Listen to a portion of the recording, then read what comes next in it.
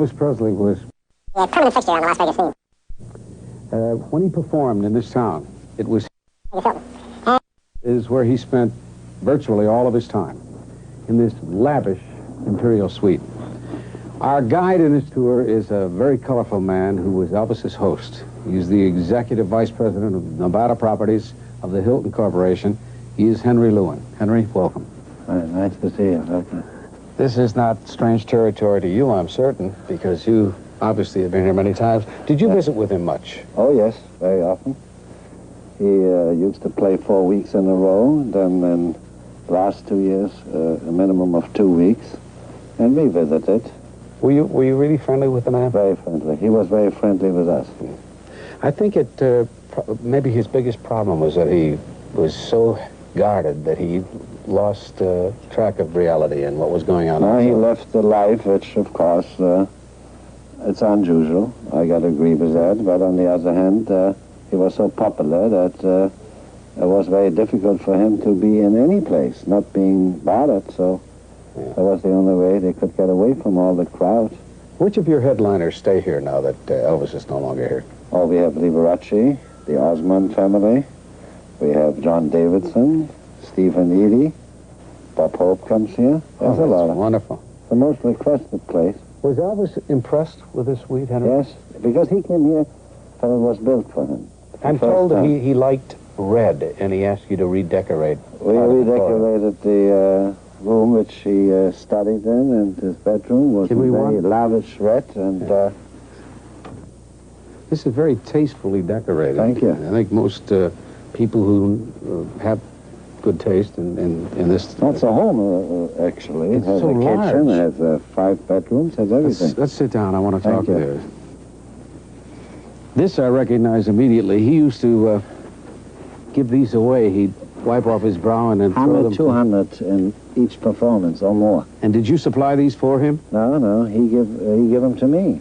And then on it says Elvis Presley, and there's the Hilton insignia. That's pretty nice. Colonel Parker was very much interested in having great momentums. The atmosphere of variety and kind circus. Kind of a carnival atmosphere. Right. When I that went visit. They came in 9 colors, and my wife has every color. I noticed there are 4 other bedrooms other than the main bedroom, which we're going to see shortly. Who stayed there? And the other 4 bedrooms? Oh, there were... When he was there, I mean. There were his father, Vernon, and his wife visited him often, and his daughter came. And then there were a great deal of friends. Anyone ever try to break into the suite when he was here? No, that wouldn't have been possible. The elevator goes to the 30th floor. Yeah, but we eliminated all traffic with the exception of one, and that one was guarded. Now, he could not possibly walk to that elevator as you and I didn't, just go downstairs. There's a special door to one. A single elevator? Yeah. And he would go down into the kitchen, backstage area? Right, yes. Did he use the kitchen, this kitchen in the suite as a dining room, or? Yes. Did he use it much? He liked junk food. Yes, is that what they call it? Yes. And like what? What junk food? Hamburgers.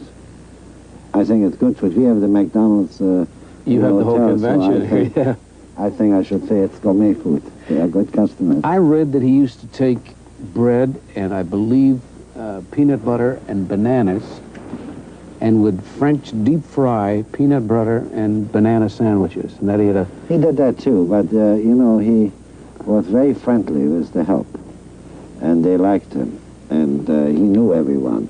So he called Leonardi's restaurant and told him what he wants to have.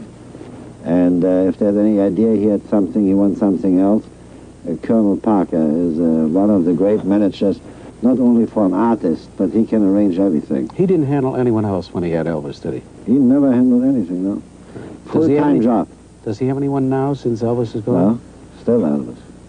I understand the records and the movies are doing such tremendous business all over the world that he must have an enormous income from that alone. I think if we would advertise on our billboards outside Elvis Presley was here, we would draw more business than what we put out there, what we got here.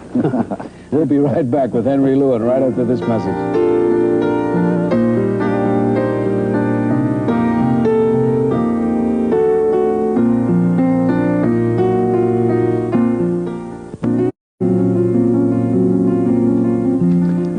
coming to an opening night of Elvis's here, and I was at the time playing Las Vegas myself.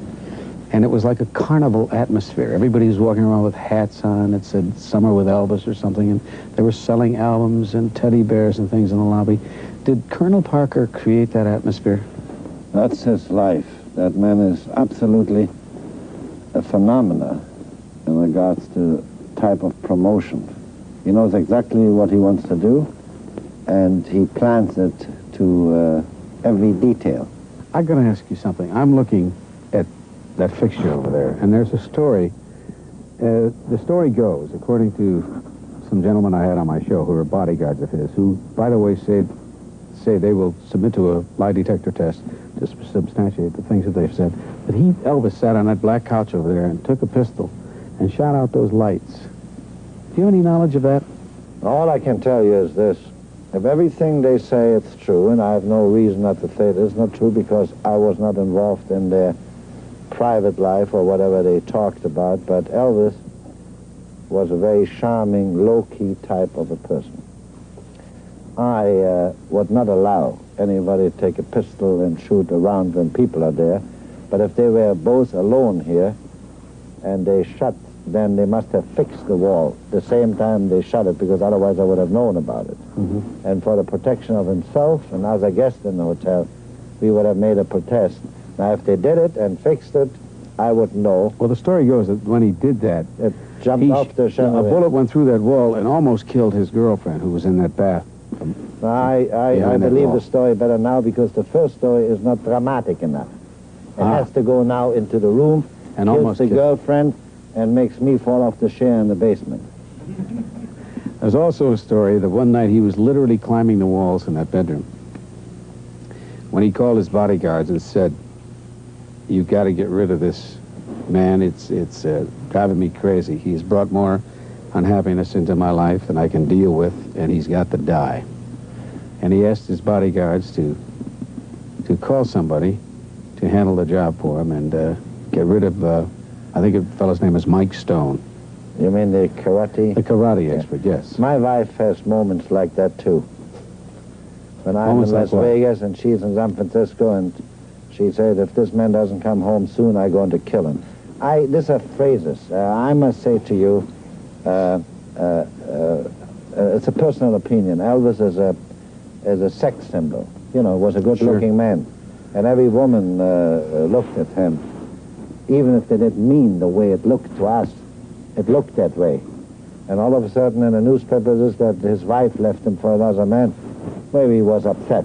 And if he says, if I get my hand on the man, I kill him, or you kill him for me, I don't know what the so-called bodyguard told him. I'm going to do it for you? No, Elvis finally changed his mind and said, you don't have to kill him. You don't have to kill him. Well, that was nice. Nah. There were a lot of parties given up here, weren't there, when he was here? Yes. Anyone ever get hurt? No, there was once a lady slipped and sprained her ankle, and they were very concerned. Elvis was not even in the room. When it happened? It was an opening party. It was nothing, but publicity goes out. It was always very, very sensitive. What was she doing at the time? They danced, and they had a good time. But there were so many people in here. They were invited. It was like an opening night. They had it first downstairs in the dressing room, and then people were invited here. It was just that, like you said in the first statement, anything connected with Elvis had to be dramatic. If I would do the same thing... Nobody'd even print it. Nothing. Maybe with you, but with me they wouldn't print it. You've got to be careful, too. I know what a busy man you are, Henry, and I thank you for this visit, allowing us to invade this beautiful suite. We thank you. You make us popular, Mike. Vern is always worried every year to make sure that you return. You had today as many people as Elvis had. Will there ever be another Elvis? You did it. Today when I came to the lobby and saw all the lines, I saw Elvis's back, and then I said, there's Mike. Will there ever be another man like that, another entertainer? So. I don't think so. You see, Houdini was one. Elvis is one. You know, like Rudolph Valentino. That's right. They just don't, it just comes every once in a while, but I don't think in our lifetime. Thank you, Henry, very much. Thank you.